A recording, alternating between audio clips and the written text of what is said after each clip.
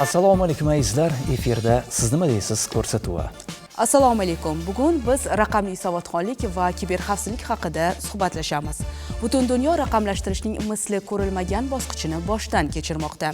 Hayotning deyarli barcha jabhalari, muloqotdan tortib ma'lumot olishgacha, moliyaviy operatsiyalardan tortib ta'limgacha onlayn makonga o'tdi. Texnologiyalarning rivojlanishi qulaylik, arzonlik va tezlikni olib keldi. Ammo shu bilan birga yangi xavf va qiyinchiliklar ham yo'q emas. Raqamli muhit shiddat bilan rivojlanmoqda va kecha fantastika bo'lib tuyulgan narsalar bugun haqiqatga ta'sir qilmoqda. Shuning uchun ham raqamli xavfsizlik va savodxonlik masalasi ayniqsa bugun dolzarbdir, chunki imkoniyatlar ortishi bilan tahdidlar ham ko'payadi. Raqamli dunyoda biz uchun eng katta xavf turlaridan biri ijtimoiy sahifalarimizga keladigan zararli havola va dasturlar. Ular kiberjinoyatlarning 38%ni tashkil qiladi. Bu kabi jinoyatlarda ssenariylar deyarli bir xil. Telegram akkauntingizga zararli ilovani yuborishadi va unda sizning e'tiboringizni tortuvchi jumla yozilgan bo'ladi. Bu zararli ilovalarning belgilari qanday? Ular o'rnatilgandan keyin kiberjinoyatchilar qanday imkoniyatlarga ega bo'lishadi va nega bu aksariyat hollarda Telegram messenjerida uchraydi? Bu uning kuchli himoyalanmaganidan darak beradimi? Assalomu alaykum. Assalomu alaykum, xush kelibsiz. Telegramda bugungi kunda haqiqatan yaxshi himoyalangan, lekin fuqarolarimizni o'zlari ya'ni hozir eng ommalashgan haqida gaplashaylik. Keling, Telegramda keladigan 2 kishilik Gretsiya yutuq nomi bilan keladi. Unda albatta begona emas, sizning qarindoshingiz, tanishingizni surat turgan bo'ladi va unga 5-6 ta ovoz yetmayotganligini ma'lum qilib guruh ochgan bo'ladi va o'sha guruhga sizni a'zo qilgan bo'ladi. Va siz ko'rasiz va ozgina farq qilayotgan ekan deysizda, o'sha havolaga bosasiz. Havolaga bosganingizda siz firibgarga o'zingizni akkauntingizni foydalanish uchun berasiz. Oqibatda buni sezmaysiz avvaliga, chunki Telegramning ham o'zining himoya vositasi bor. Yangi qo'shilgan qurilmalar vaqtincha faoliyati sal cheklangan bo'ladi. Ya'ni adminlik huquqi, yangi kanal ochish, guruh ochish, foydalanuvchilarni chiqarib yuborish, boshqa shu kabi cheklovlar turadi. Va o'sha davr mobaynida sizning shaxsiy ma'lumotlaringizni qo'lga kiritadi. Kimlar qanaqa mazmunda gaplashganingiz va kimlarni guruhga a'zo qilib ishontirish mumkinligini analiz qiladi firibgar. Va 3-kun kelgandan keyin sizni Telegram akkauntingizdan chiqarib yuboradi va xuddi shu ertaga yana davom etadi. Ya'ni Gretsiyaga siz ishtirok etayotgan bo'lasiz, tanishlaringiz ovoz berishini so'raydi. Eng yomoni sizni tanishlaringizga pul so'rab murojaat qiladi sizning nomingizdan. Ular ishonishadi. Ishonishadi, telefon qilib ham o'tirishmaydi, zararlagan deydi. Chunki firibgar soxta ovozi, soxta ko'rinishlarini yasagan bo'ladi. Hozir ko'rasiz, sun'iy intellekt yordamida deepfake fayllar juda ko'payib ketgan va Telegram akkauntda menimcha hammani shaxsiy ma'lumotlar, rasmi, ohangi, ovozi namunalari bor. Aynan original ovoz bilan soxta ovozni ajratish uchun inson nimalarga ko'proq ahamiyat qaratishi kerak? Hozir menimcha o'sha farqlar bo'lmayapti. Imkonsiz ekan, imkonsiz bo'lib ketyapti, chunki sun'iy ong. Endi biroz ayrim harflarning talaffuzida sezilishi misol bizda q, ch, shunga o'xshash aksent bo'ladi. Aksent ozgincha robot qiynaladi baribir chiqarib bergani, no biriga bir o'xshatib beradi. Farqlash qiyin. Video olib syomka qilganda ham oldilari bilsanglar, maska qo'yilganda sezilardi, yuzi orqa foni bir-biriga to'g'ri kelmas, lekin hozir shu darajada kuchli bo'lib ketgan sun'iy intellekt payqash qiyin. Nima farqiga bora olmaysiz. Bunday videolarni yasashni o'zimiz ham o'rganib olyapmiz. Qaysidir ma'noda o'sha bir kliplar, tabriklar tayyorlashda kino ham olishmoqda hozirgi kunda, o'sha yulduzlarning yuzidan foydalanadi. Farqi bor bo'lmayapti. Va Jahongir aka, sizga yuzlamoqchiman, ana shunday bir texnologiyalar, sun'iy intellekt rivojlangan bir paytda biz raqamli savodxonlikka qanday erishishimiz mumkin? Mana suhbatdoshimiz to'g'ri ta'kidlab o'tdi. Haqiqatan ham bugungi kunda aynan mana shu kiber makonda deymiz, ya'ni o'sha butun o'sha bizning hayotimizning bitta qismi bo'lgan kiber makonda bizni o'sha ma'lumotlarimiz raqamli ko'rinishda aks etyapti.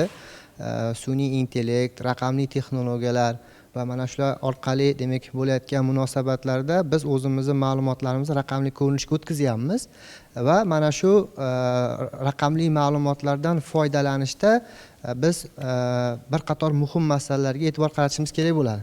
Ya'ni bilishimiz kerak bo'lgan jihatlar bor. Aynan mana shu narsalar bu o'sha raqamli savodxonlikni demak yuzaga keltiradi, ya'ni mana shuni anglatadi. Ya'ni raqamli savodxonlik deganda biz o'sha raqamli ma'lumotlarimizdan qanday foydalanamiz, qanday qilib ularni himoya qilishimiz mumkin, yoki nimalar kiradi unga, shaxsga doir ma'lumotlarimiz yoki qaysi raqamli texnologiyalar yoki sun'iy intellekt vositalari orqali bular qayta ishlanishi yoki himoyalanishi mumkin yoki tarqatilishi mumkin.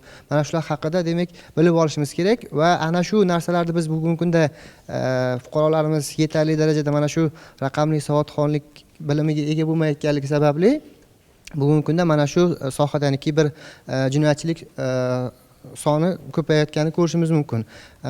Bir narsani mana shu fikrimni isbot sifatida aytishim mumkinki, mana bugun biz mana davlatimiz rahbarining birinchi sonli qarorlari bor.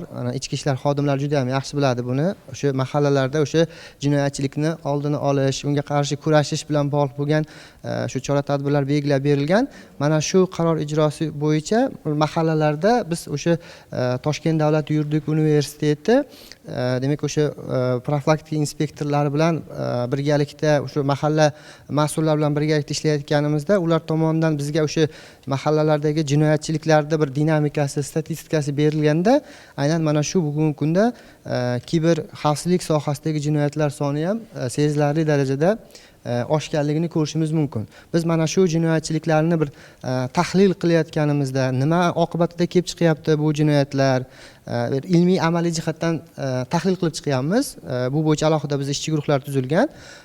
Mana shu ishchi guruhlarimiz tomonidan olib borilgan tahlillarda aynan fuqarolarimizda raqamli savodxonlikning yetarli darajada emasligi, ulardagi o'sha kiber madaniyatni yaxshi rivojlanmaganligi, yaxshi demak o'zlashtirmaganligi, bu madaniyat hali bizning aholimizda yetarlicha emasligini hisobiga firibgarlarga ko'p holatlarda mana shu aldanish holatlari, shu bilan bog'liq bo'lgan jinoyatlar ko'pligini ko'rishimiz mumkin. Fuqarolarimizga mana shu narsalarni savodxonligini yetarli darajada qilib bersak, bu sohada ham alohida ishlasak, bular firibgar ekanligi, hamma ma'lumotlarga ham ishonib bo'lmasligini, bu o'zini shaxsiy ma'lumotlarini himoya qilish usullarini biz fuqarolarimizga o'rgatsak, tushuntirsak, ularni shu raqamli savodxonlik darajasini oshirsak, menimcha bu ham o'sha kiber jinoyatchilikka qarshi kurashdagi bir yaxshi usullardan biri bo'ladi. Mana siz hozir fikrlaringiz davomida ta'lim sohasiga alohida to'xtalib o'tdingiz. Raqamli savodxonlikni alohida fan sifatida joriy etish kerakmi yoki bo'lmasam mavjud fanlar ichiga qo'shish shartmi? Qanday fikrdasiz? Demak, Xushnazar aka, marhamat. Demak, mavzuni dolzarbligi haqida ba'zi bir kerakli ma'lumotlarni aytib o'tmoqchiman. Oxirgi 5 yillikda O'zbekistonda kiber jinoyatlar soni 5 barobarga, 68 barobarga ko'paygan, va 2024-yilda o'zida 608 milliard so'm zarar yetgan, ya'ni fuqarolarga. Bu mavzuning dolzarbligi bo'yicha, ya'ni e'tibor qaratilishi lozim bo'lgan jihat bu holat. Ya'ni fuqarolarga zarar yetmoqda, moliyaviy, iqtisodiy zarar. Shu sababdan Toshkent davlat yuridik universitetida huquq va texnologiyalar shubasi ochilgan va ushbu shuba doirasida bizda kiber huquqi, kiber jinoyat huquqi va raqamli huquq modullari o'qitilib kelinmoqda. Va biz bu fanlarning asosiy maqsadi aynan nazariy jihatlarga urg'u berib, yosh avlodning raqamli savodxonligini oshirish maqsad qilingan. Va yana bir qo'shimcha kutilayotgan yangilik sifatida aytib o'tishim mumkin. Mana bizda ichki ishlar xodimlari o'tirishibdi bu yerda. Aynan huquq va texnologiyalar shubasi yoki Toshkent davlat yuridik universiteti va ichki ishlar vazirligi da mavjud bo'lgan kiber xavfsizlik markazi bilan memorandum tuzilishi kutilmoqda. Buni asosiy maqsadi nima bo'ladi deyilsa, aynan prezidentimizning 232-sonli farmoni asosida 50% nazariya va 50% amaliyot bilan talabalarimizni mashg'ul qilish maqsad qilingan. Bular hamkasbimiz ta'kidlab o'tganlaridek, o'sha prezidentimiz 232-sonli farmon qabul qilingan 26-noyabrda. Aynan mana shu farmonda ham alohida belgilab o'tildiki, Toshkent davlat universitetida raqamli huquq yo'nalishi alohida yo'nalish sifatida ochiladi. Yangi o'quv yilidan boshlab, yangi alohida yo'nalish sifatida ochiladi va mana shu yo'nalishga o'sha talabalarimiz qabul qilib, ularni o'qitishi belgilangan. Va aynan bu tartibda biz ya'ni raqamli huquq yo'nalishi bo'yicha talabalarni o'qitishimizdan ham ko'zlangan asosiy maqsad mana shu. Ya'ni bugungi kunda o'sha raqamli huquq umuman butun hayotimizdagi har bitta o'sha ijtimoiy munosabatlarimizni aksariyat qismi raqamli texnologiyalar bilan raqamli munosabatlar shaklida yuzaga kelayotganligi, aynan biz fuqarolarimizni shu raqamli huquq sohasida savodxonligini oshirishimiz kerak degan bir xulosadan kelib chiqqan va shuning uchun demak alohida bugungi kunda o'qitish zarurati yuzaga keldi. Bunga bizda zarurat bor. Shuning uchun ham shunaqa chora-tadbirlarda belgilangan farmonda. Rahmat aytamiz berilgan savolga to'liq javoblar uchun va suhbatimizni Mashhuraxon, xush kelibsiz. Siz bilan davom ettiramiz. Hozirda, ya'ni bugungi kunda oddiy fuqarolar duch kelayotgan top 5 kiber xavf qaysilar? Shular haqida sanab o'tsangiz. Hozirgi kunda aynan kiber xavfsizlik yo'nalishida juda ham ko'p xalq orasida ham mana eshityapmiz, bu yo'nalish bo'yicha juda ham ko'p kiber xavfsizlik hodisalari kuzatilayotganini misol sifatida aytishim mumkin. Mana ijtimoiy tarmoqlarda tarqalayotgan har xil virusli zararli dasturlar yoki bundan tashqari har xil email pochtaga keladigan xabarlar, spam xabar deb aytiladi bular. Va APK hozir ham to'xtagani yo'q. Lekin avvalgiga qaraganda APK fayllar anchagina kamaygan. Yoki o'rni yangilari yo'q, kamaydi emas. Hozir ham APK fayllar, exe fayllar bor. Odamlar albatta foydalanuvchilar bundan qanaqa foydalanishni, qanaqa o'chirishni, qanaqa himoyalanishni o'rgandi. O'shaning uchun kamaygandek tuyuladi. Lekin bu haligacha ham davom qilyapti-da. Lekin mana bu hozir email, chunki qarang, firibgar nima qiladi? Har doim bitta o'zi shablonda ish olib boradi. Lekin endi odamlar uni o'rgangandan keyin boshqacha ko'rinishga o'tadi. Va odamlar qachon bunga immunitet hosil qilgandan keyin u yana boshqa ko'rinishdagi usullarni o'ylab topishadi. Demak, hozir mana aytdik, spam ko'rinishidagi xabarlar o'zlarini foydali xabar sifatida ko'rsatishadi, lekin siz uni ichiga kirib ko'rganingizda aslida uni xabar bo'lmaydi. Qanaqadir yolg'on xabarlar tarqaladi yoki ransomware hujumlari bor. Hozir tarqalgan eng ko'p tarqalgan hujumlardan bittasi bu zararli dasturlar. Qanaqadir dasturlarni yoki oddiy shu email pochtani kelgan xabarlarga email orqali kirib ketsangiz, uning ichida o'sha zararli dasturlarni bilmasdan yuklab olishingiz mumkin. Yoki qanaqadir dastur yuklaganda uni ichida bo'lishi mumkin. O'sha zararli dastur yozilgan joy bo'lishi mumkin. Bu o'sha sizning o'sha qurilmangizga, telefoningiz bo'ladimi, kompyuter, noutbuk o'rnashib oladida, o'z virusini joylashtirib, shu orqali ma'lumotlarni o'zlashtirib olishga harakat qiladi. Ya'ni siz kiber xavfsizlik markazida ishlaysiz. Bugun bu borada kiber jinoyatlarni oldini olish borasida qanday amaliy ishlar bo'lmoqda? Xavfsizlik markazida juda ham ko'p ishlar amalga oshirilmoqda, chunki ta'kidlab o'tish joizki, kiber xavfsizlik, kiber hodisalar har qachon bo'lgan, ya'ni 100% ta'minlangan tizimni o'zi yo'q. Shuning uchun bizda har doim bu bo'yicha har doim muntazam ravishda ishlar olib boriladi va biz har doim aytamiz, faqat tizimlar ishlab chiqqandan, himoya qilgandan foydasi yo'q. Agar odamlar shu fuqarolarimiz qanchalik hushyor bo'lsagina bizning tizimlar ishlaydi. Ha, demak, birinchi navbatda foydalanuvchilardan hushyorlik talab etiladi. Tizim qanchalik o'sha himoyalangan bo'lishiga qaramasdan. Albatta. Masalan, har qanday tizimda o'zini zaifliklari bo'ladi. O'sha tizimni zaifligini topib, u tizimga kirib borish ham mumkin. Shuning uchun birinchi navbatda inson omili har doim eng katta xavf bo'lgan.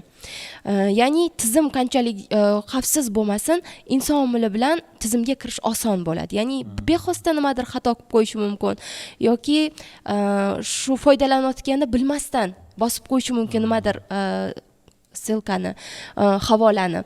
Shunaqa vaziyatlardan keyin tizimni kirib borish yo'llari ochiladi.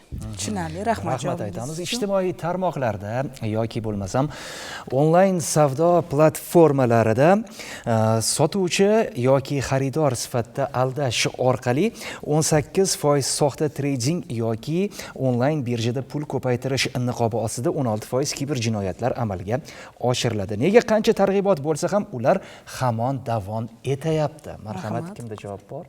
Onlayn platformalarda, ya'ni Instagram ijtimoiy tarmoqlarida aytishimiz mumkin yoki OLX larda sotuvchilar o'zini arzon narxlarda qo'yilgan buyumlari bilan odamlarni o'ziga jalb qilib, fuqarolarimizdan oldindan pulni so'rab olib va undan so'ng ularni o'zlashtirib olganlaridan so'ng ularni aldab firibgarlik yo'llariga o'tib ketgan. Nega? Sababi bu juda ham oddiy firibgarlik usullaridan biri hisoblanadi. Hozirgi kunda biza masalan hamma onlayn platformalarda ko'rishimiz mumkin. Shuningdek, mashhur shaxslarning soxta roliklaridan foydalangan holda, ya'ni sun'iy intellektdan foydalangan holda soxta treyderlik niqobi ostida faoliyatlarini olib borishmoqda. Ya'ni 300 ming so'm kiritib va uni tez, oson ko'paytirish yo'llari bilan bunga xalqimiz yoki masalan fuqarolarimiz aldanib, mo'maygina daromad topaman degan maqsadda ishonib qolib, aldanib qolishmoqda. Afsuski. Ya'ni ham emas, ba'zi bir fuqarolarimiz. Endi bularni oldini olish choralarini biz ko'rmoqdamiz. Ya'ni mashhur shaxslar bilan birgalikda hamkorliklarni o'rnatib, fuqarolarimizni ogohlikka chaqirishga harakat qilmoqdamiz. Kiberjinoyatlar virtual muhitda sodir bo'ladi. Shu bois ularni topish birmuncha qiyin kechadi, izlash, ya'ni aybdorlarni. Deylik, bu vaziyatda server boshqa davlatda bo'lishi mumkin, jinoyatchi umuman boshqa davlatda. Umuman kiberjinoyatlarni ochish jarayonlari xususida fikr bildiring. Bizning kiberxavfsizlik markazi davlat tintirish korxonasi tomonidan mana shu tarqalayotgan virusli zararli dasturlarni aniqlash uchun aynan ijtimoiy tarmoqlarda eng ko'p hozir Telegramda shunaqa APK fayllar tarqaladi. Shularni fuqarolar o'zi tekshira olmaydi va tekshirish uchun tayyor Telegram bot yaratilgan. Cyber Kalkon bot yozsangiz chiqadi va agar sizga qanaqadir shubhali qanaqadir fayl kelsa, o'sha botga tashlasangiz, yuborsangiz, u sizga shu faylni zararli yoki zararsiz emasligini tekshirib beradi va agar zararli, shu botni yana bir karra takrorlab o'tsangiz. Cyber Kalkon bot. Agar siz yuborgan fayl zararli bo'ladigan bo'lsa, u nafaqat sizni qutqargan bo'ladi, boshqalar uchun ham o'sha zararli faylni blokib qo'yadi. O'shaning uchun bu botdan foydalanishni tavsiya qilgan bo'lardim. Exe fayllar ham bor. Exe fayl bu asosan notebook kompyuterlar uchun mo'ljallangan hisoblanadi va ularni tekshirish uchun ham check permission degan bizda ishlab chiqqan dasturiy vosita bor. U nima qiladi? Check permission yordamida siz qurilmangizga o'rnatib olgan dasturiy ilovani ichida zararli dastur bormi, yo'qmi, o'shani tekshirib olish mumkin. Rahmat. Mana endi kiberjinoyatlarni ochish masalasiga to'xtalib o'ting. Marhamat, mikrofonni olib olasiz.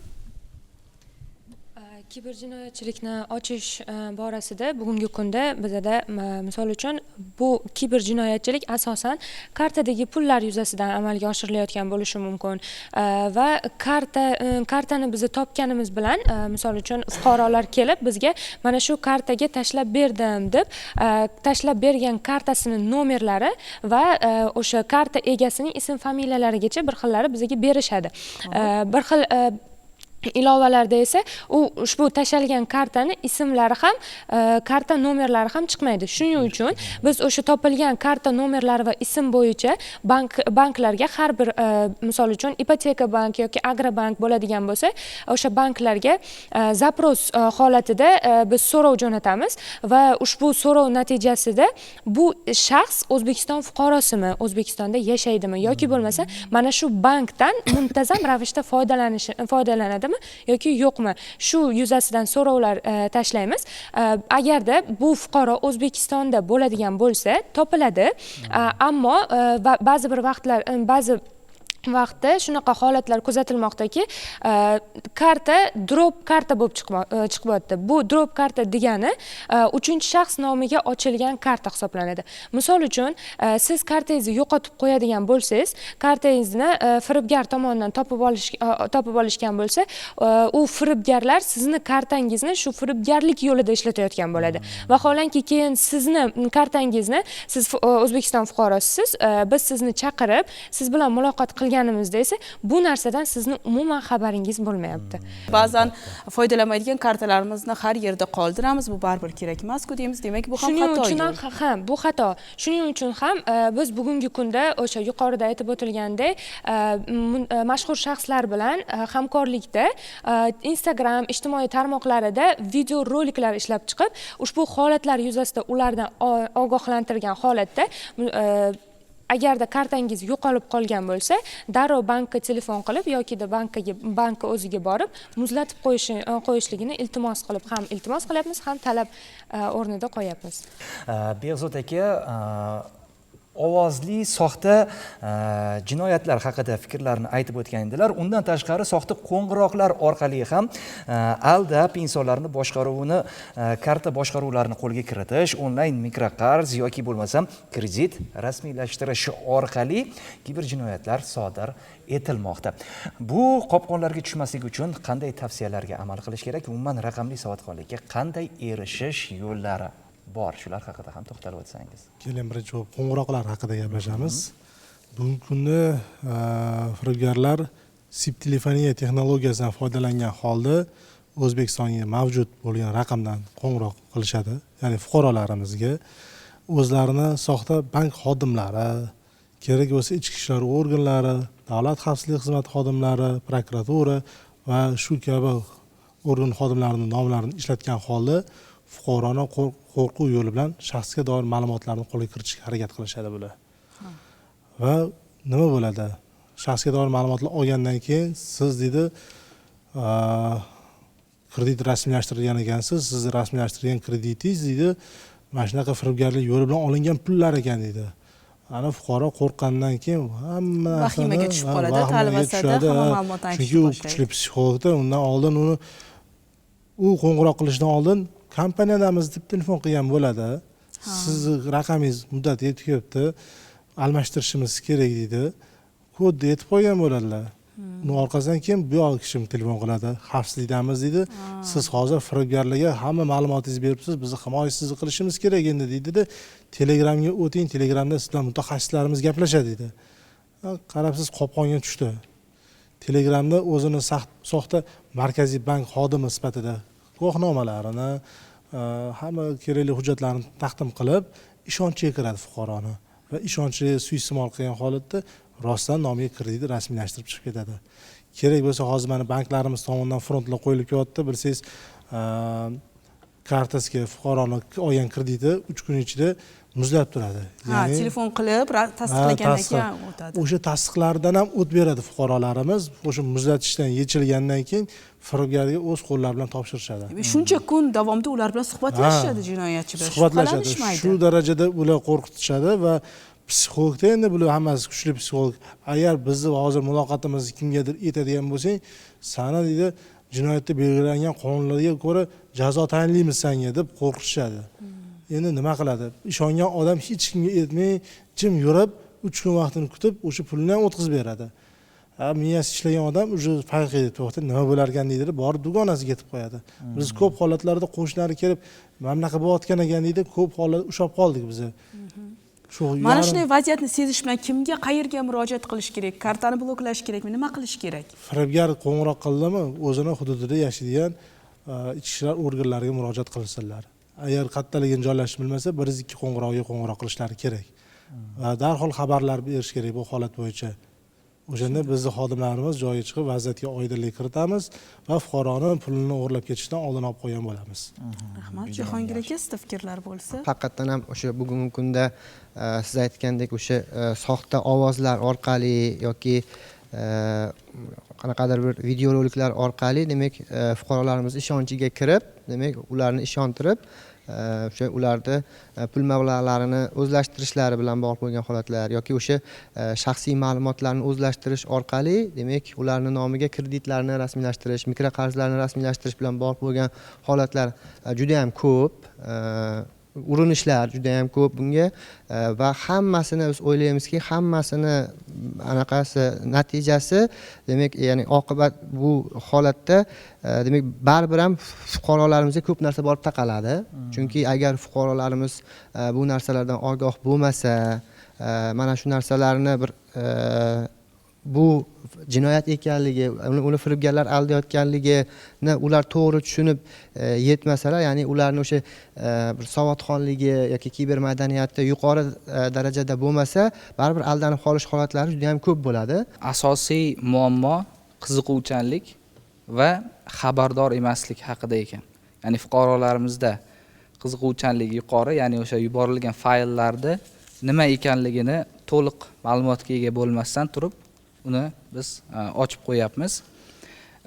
Yoki targ'ibotlar mana juda ham jadal olib borilmoqda. Xususan aytib o'tishim mumkin, o'zim sezganlarim SMS xabarnomalar kelyapti Ichki ishlar vazirligi tomonidan.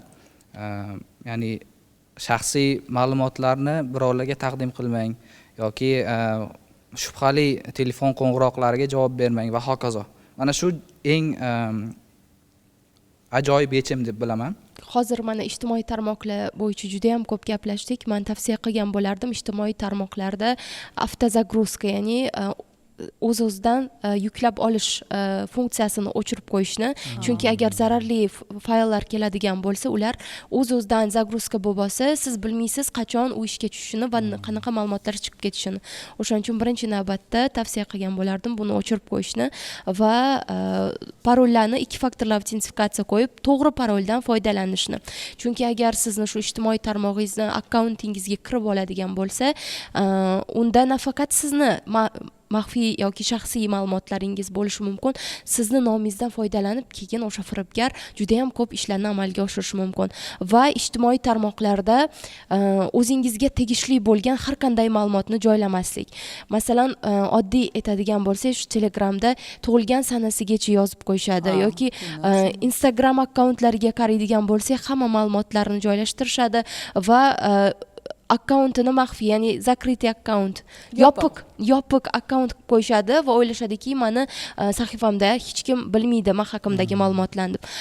Shuning uchun bu narsalarga ham e'tiborli bo'lishni tavsiya qilgan bo'lardim. Rahmat, bildirilgan fikrlar, mulohazalar va tavsiyalar uchun barchangizga minnatdorlik bildiramiz. Kibermakondagi xavfsizlikning eng katta qismi aynan inson omili bilan bog'liq.